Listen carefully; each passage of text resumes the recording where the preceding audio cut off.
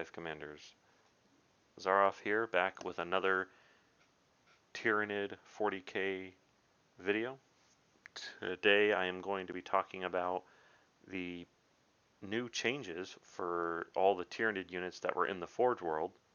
As you all know or may not be aware of, but last week, since the recording of this video, Games Workshop released the Imperial Armor book for 9th edition. So they updated all the data sheets for not just the Tyranids, which is what we're going to be talking about, but all of the 40k stuff. And I am very pleased, and I think you guys will be too once we start going into the breakdown and the points and the abilities and stuff. As you can see, you're probably looking at these point values. Yes, some major changes have taken place, and we are going to talk about it. But I also wanted to recap briefly about the Imperial Armor. The general consensus is that everything in the Forge World rule set was toned down as far as rules. So Space Marines, Chaos Space Marines, a lot of stuff got rule reductions or just flat out hard nerfs to their abilities. So not nearly as lethal or as dangerous as they are. Granted, there are models and rules other than Tyranids in there that are nasty and gross, but for the sake of the argument, the general consensus is everyone's grumbling and a little bit mad about it because Forge World, as we knew before, and has a history of just having some game-breaking rules for most units, with the exception of the Tyranids until now. The Tyranids didn't have any groundbreaking rules. They didn't have any crazy effects that changed the course of a game. They were pretty much mediocre, or they had, I would call, interesting rules.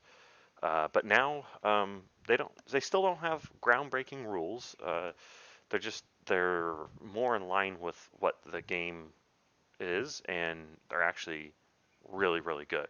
So with that being said, let me know in the comments what you think about the other armies, because I don't really know. I don't really follow them.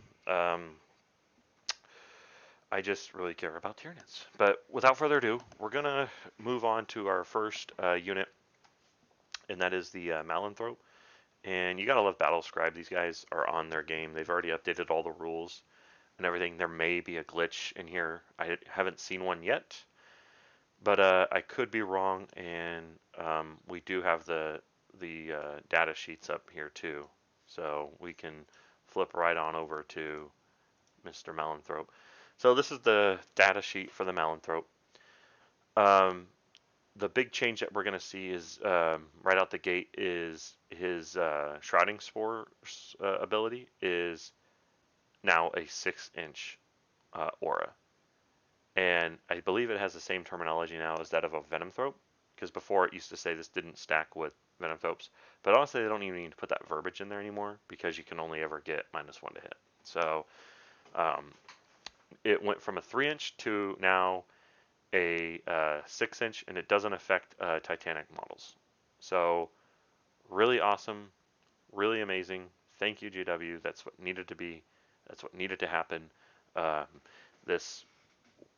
The Melanthrope had the only 3-inch aura in the entire game. I don't think there was any other model out there that had a 3-inch aura, and this is a huge change, and this makes Melanthropes now, in my opinion, auto-take. The role of your Melanthrope is a pure defensive creature. He is not an aggressor. He's not supposed to march up the battlefield or anything crazy like that. He is purely a backfield support unit, defense, turn 1 alpha strike counter kind of model. GW also increased his strength on his weapon, so now he's strength 5. They gave him some AP, and now they got rid of his D3 damage, and it's just a flat 2 damage. So, and you can reroll all of his wounds, which I think you could before, but a really strong weapon choice for him. Again, he's not, overpowered. He's not going to be killing anything. He still only hits on 4s, and he only has 4 attacks.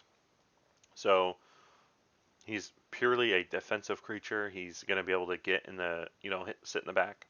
They made his all of his abilities they made better. His enhanced toxic mesmesia is now D3 mortal wounds opposed to it being 1 mortal wound. So it used to be on a 4-up it was 1 mortal wound at the end of the fight phase for models that were engaged or enemy units that were engaged. Now it's D3, so that's amazing. Um, Prey adaptation, they made this better. Um, Basically, if he kills if a model is destroyed within 3 inches, it used to be within 1 inch, and you had to like forfeit his consolidation move. But now it's just straight up 3 inch.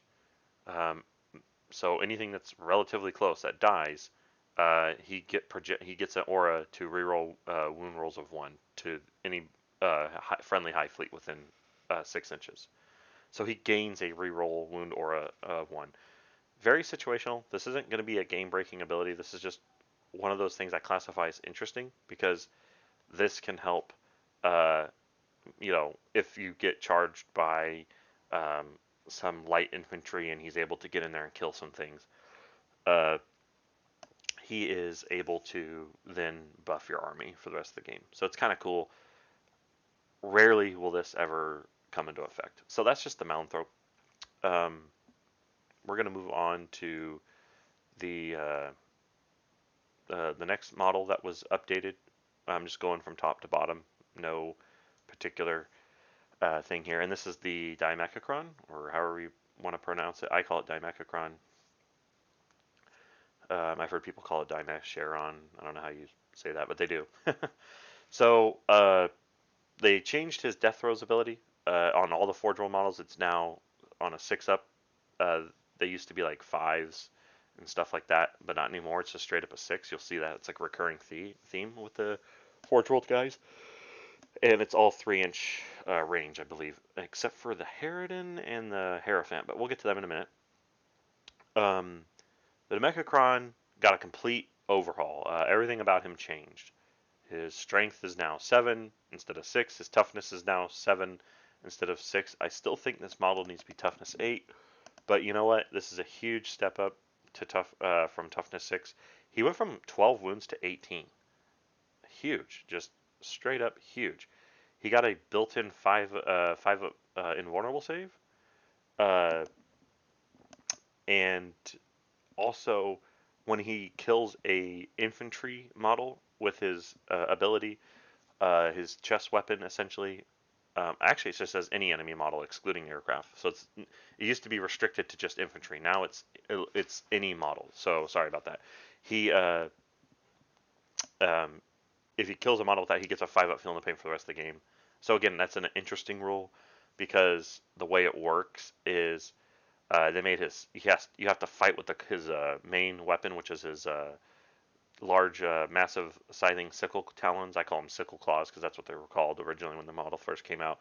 But you have to, once you're done fighting with that, and if there's anything that survives, then you do the thorax spine maw, which is it specifically says after this model has made its close combat attacks, but before it consolidates, select one enemy model within engagement range, excluding aircraft. The model's player rolls a d6 and adds that model's strength to their model's strength characteristic. If the result is equal to or less than this model's strength characteristic, that model suffers d6 mortal wounds. So essentially, if I'm fighting a Space Marine Primaris and I kill 3 of the 5 of the unit of 5, they take a strength test, and if they roll a 1, 2, or 3, they fail. They fail, and that model takes d6 mortal wounds. And why is that important? Because it says if a model dies right here, digestion spine, if a model is destroyed by the thorax spine maw ability, which we just read, they gain the ability called regenerative physiology, which means it's basically a 5-up feel no pain. I won't read the exact verbiage because it's boring, but essentially he gets a 5-up feel no pain. But it's kind of wonky because he hits so hard. They made his sickle claws better. It's now +1 strength, so he's going to be strength 8 with 6 attacks. So they did cut his attacks down. He used to have 7, but hey, they made his damage output a lot better. He's AP -3, D3 plus 3 damage, and he rerolls all failed hits with this weapon. So he hits on 3s, he's rerolling all failed hits, he's wounding those things on 3s and infantry on 2, which is what you kind of want him to do. But he's also really good at fighting like toughness 7, toughness 8 stuff too, because he's doing flat 3 damage plus D3, so that's amazing. And they gave him a tail attack. He never had this, but now he's got a tail attack, and it's decent. It's strength user, so strength 7, AP minus 3, 2 damage flat. So it's an additional attack. So he has the 6 sickle claws and then the 1 tail attack. And the tail attack is no joke. That thing hurts. So really good. Um, uh, really good overhaul. This is a huge improvement. He's got an invulnerable save. He's moving 12. They also improved his movement ability, Leaper Killer.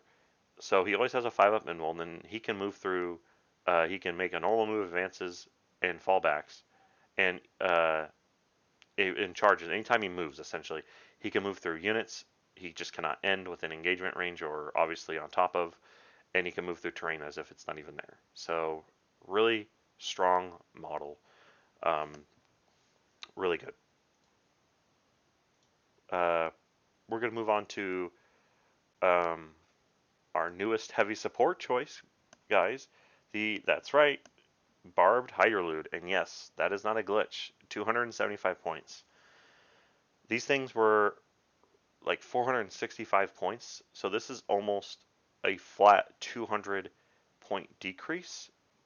Maybe a little bit less than that, but I'm going to say 200 point decrease. It is no longer a Lord of War.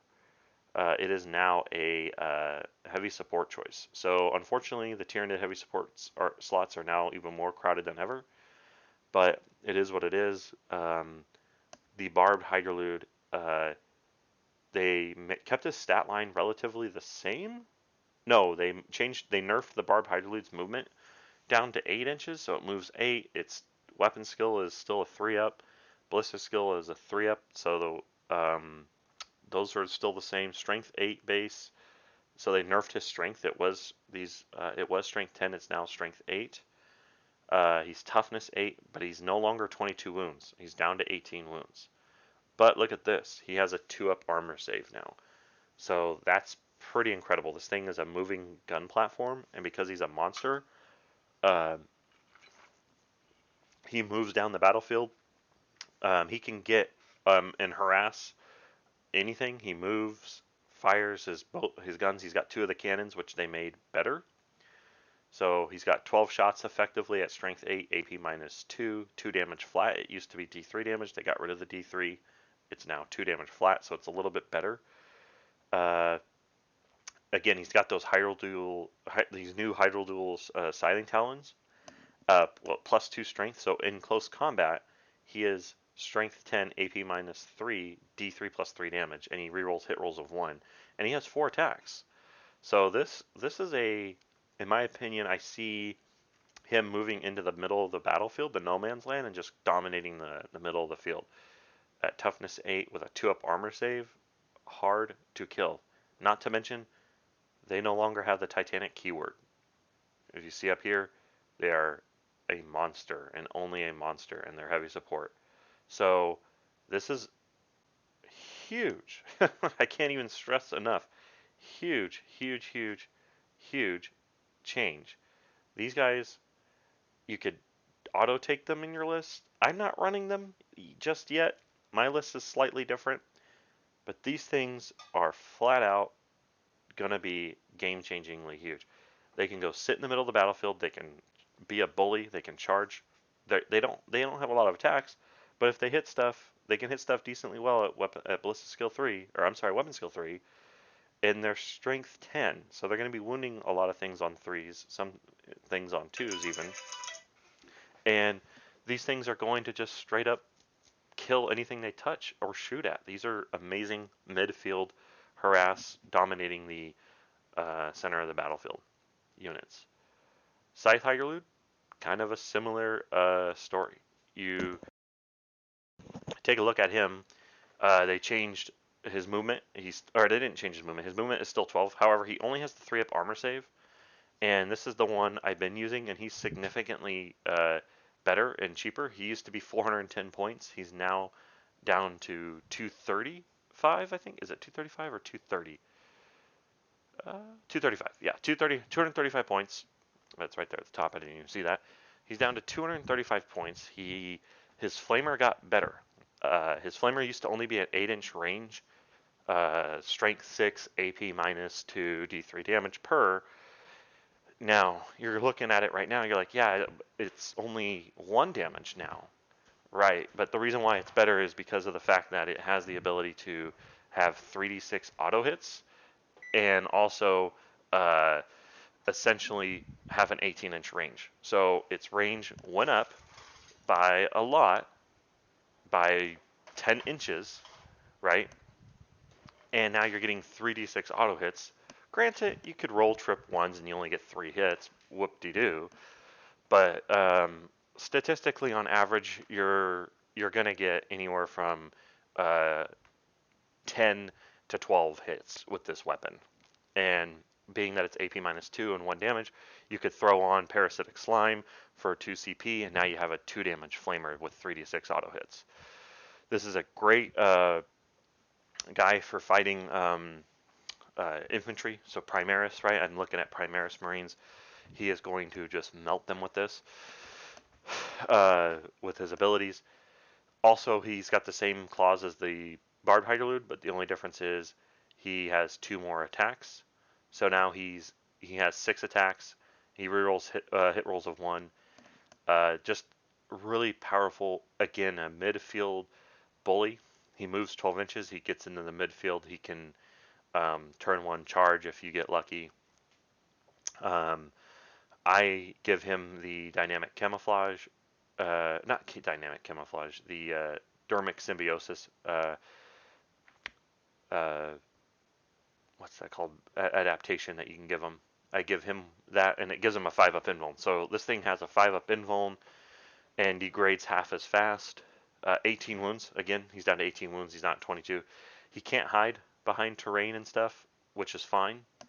You don't really need to. He's just a midfield bully, and really, really, really strong as far as his ability to just do a lot of damage.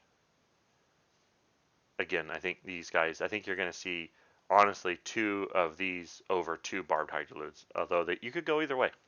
They're both really strong. Moving on to our Lords of War.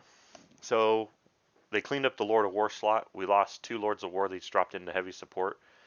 Not a fan of that. I kind of wish they moved Barbed Hydrolude into fast attack. Or, I'm sorry, Scythe Hydrolude into fast attack. Barbed Hydrolude makes sense. He's got the big cannon, but, you know, it is what it is. But we're going to move on. Lords of War category. We have the Harridan and the Hierophant Biotitan. And the Harridan, you're seeing that correctly, 700 points. This model used to be 840. And he was 840 points. In my opinion, he wasn't really worth taking. He was just like a fun unit. Like, I took him in a couple lists, and people were just like blown away because the model's so big and just intimidating and gorgeous. But his rules were just, they weren't the best. He had 32 wounds. He just died. Toughness 7.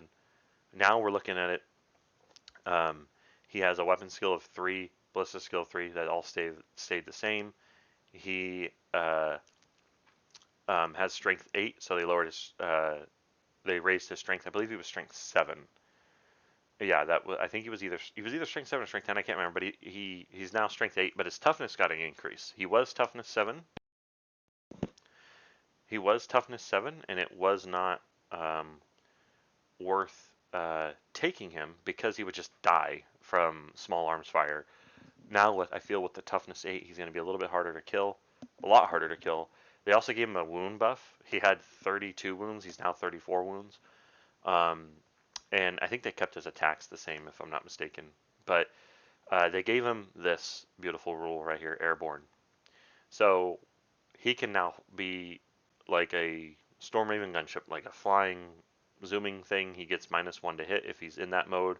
He can also drop into hover, which at that point his move characteristic is 20, and he loses the airborne, hard to hit, and supersonic abilities.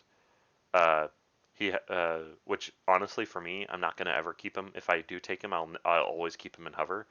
I like the fact that he can move at 20 inches, and he will always move at 20 inches even if he degrades. I don't need to keep him in supersonic mode. I can have my Melanthrope nearby to protect him, that kind of thing. Death throws, again, on a 6, it's every unit. So his range is 2d6 and it's d6 mortal wounds. So if he blows up, he's going to hurt. So he still has the frenzy metabolism thing, which makes him do d3 mortal wounds. But they changed it. It wasn't, now it used to be you would get d6 strength to his shooting attacks. Now it's just you get to add 1 to the hit to the wound roll. So I like this better because his weapons are his guns are already whatchamacallit. Yeah, strength 10. They were strength 8, so they buffed it to strength 10. So you're going to be winning most things on 3s. Now you're going to be winning things on 2s because of if you mortal wound yourself by D3. So the combo is, right, you put the catalyst on him, you give him the dermic symbiosis, so he's a 5-up invuln. And he does D3 mortal wounds to himself. Maybe you are able to feel no pain some of those, or all of them, depending on your rolls, obviously. And you're now wounding things on 2s with his guns, which are now heavy 8. So that's 16 shots. They were only 6. So this is amazing. 16 shots hitting on 3s. Yeah, dude. Yeah, guys. It's a good day for Tyranids. He's got the gargantuan scything talons. This is why I would keep him in hover because of this. +2 strength, AP -3, 6 damage flat, and you reroll hit rolls of 1. So I would keep him in hover, move 20 inches. He's going to be right in your enemy's face, and you can charge almost anything and literally delete it with 5 attacks, hitting on 3s, rerolling 1s. Yeah. He still maintains his ability to transport gargoyles. If you're into that sort of thing, I'm not. But overall, another complete rules overhaul. Way better stats, way better consistency. You can actually play him. He's 700 points. He is not an unplayable model, but it will cost you 3 CP to take him because he is a Lord of War and he does not have the Supreme Commander trait, which, yeah, I don't see that. So yeah, he would be 3 CP to take, and I might take him in a couple of my lists just for fun. But I don't know about competitive. I think this model is scary, especially with him being toughness 8, and you can give him a 5-up invuln. Yeah, that could be trouble for your opponents. That's 6 damage flat. His dire cannons, 16 shots that do AP -3, 3 damage flat. I mean, this guy is no joke. Strong, strong, strong.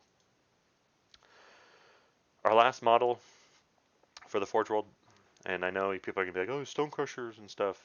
I'll talk about them in a minute, but this is the last model we're going to be covering. The Hierophant Biotitan. I've kept an eye on him. He was 2,060 points. Wasn't even takeable in a 40k game. Most tournaments are obviously, we all know, are 2k points, so even at 2k you could not take him. And even so, like, if he was at 2,000 points, what he did back then, it was absolute not worth taking. They have dropped him down to 850 points, so you are going to possibly run into seeing these on the battlefield, and they are way better. Right out the gate, he is 5-up invuln. He has it naturally, which is awesome. They talk about this model not having a base. Both players must agree to the footprint of the model, which is the model's base, in the same way they would of area terrain feature. Use imaginary straight lines. So they're giving you rules on how to do this. Agree with your opponent. Yeah.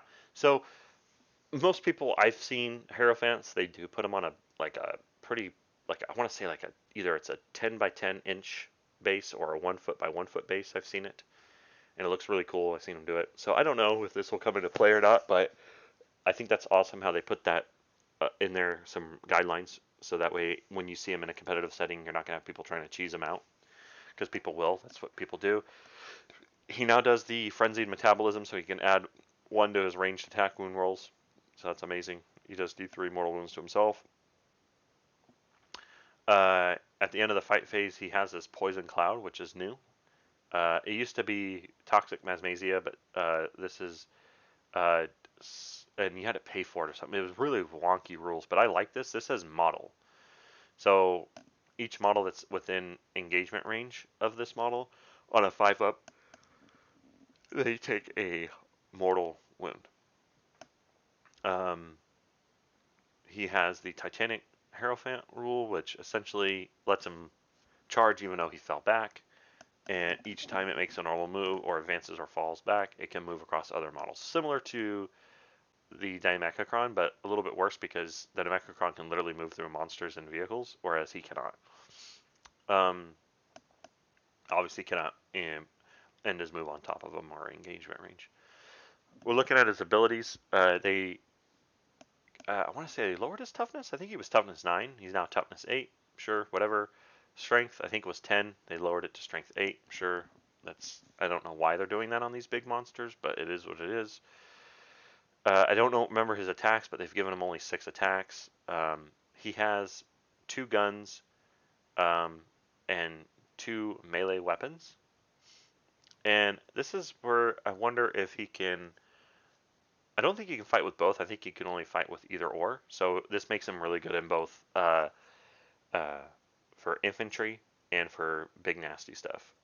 I'm pretty sure he can only do one or the other. He can't do it with both.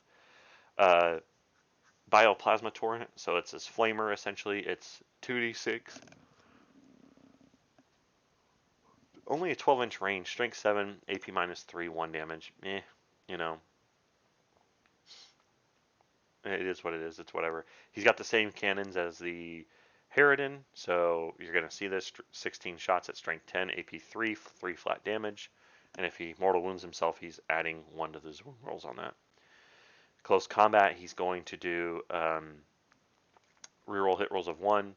But again, he's got 6 attacks at strength 10, AP -3, 6 damage flat. This thing will kill Imperial Knights in 1 swing. He'll also kill infantry because this is really nasty. Each time the bearer fights, it makes 10 additional attacks with this weapon, and no more than 10 attacks can be made with this weapon.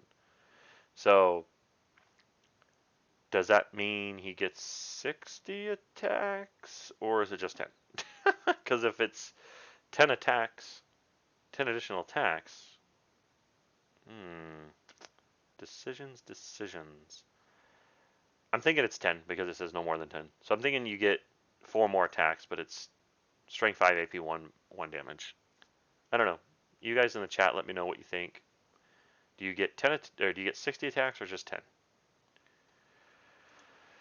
So in conclusion, wrapping up, the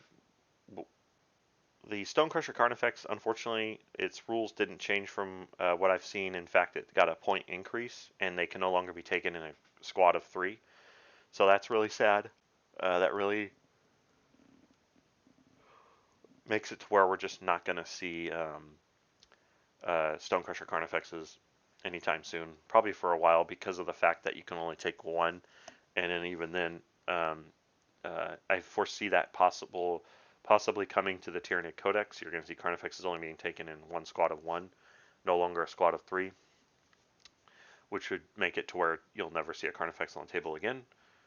But, you know, it is what it is. And then the meiotic spores, for what I understand, they didn't really change with the new index or the new Imperial Armor book.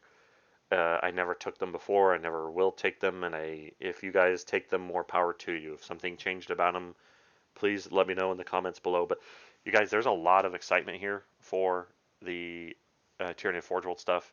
Everything is now playable. Melanthrope's auto take, in my opinion. Dimekaron's playable.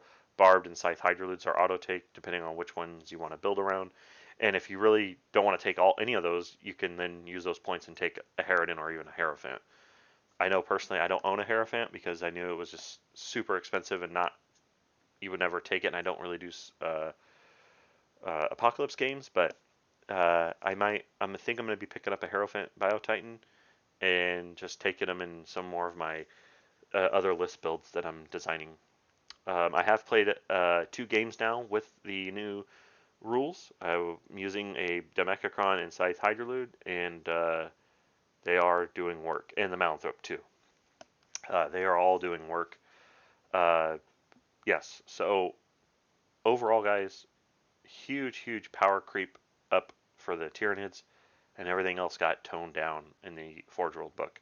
So I think Tyranids are a sleeper army at this point. I think they're very strong, and people aren't fully understanding the implications of these guys literally coming down in half points, in the Harridan coming down a little bit, in the Biotitan. These aren't that big of a deal, but these guys coming down in half points, the Dimekaron getting a huge rules rework, and the Melanthrope, you're going to see these models. If you don't own one, I recommend you go out and buy them. So good job, GW. Thank you for uh, giving us some new rules, and I can't wait to see how they perform out on the competitive meta. And with that, concludes the Forge World uh, deep dive and analysis into the new Tyranid Forge World units. So if you guys have any comments or feedback, put them in the comments below. I'd like to hear what you're saying, what your thoughts are. What do you guys think of these new rules for our long neglected Tyranid Forge World models? I want to hear it, and I'm going to be doing another video soon. It's going to be my list, my current ITC 2K list. I'm winning games with it. It's very strong. My friends are they can't kill it. And I just want to see what you guys think about that. So tune in. And if you guys have any other questions or comments, look forward to seeing them. Thank you.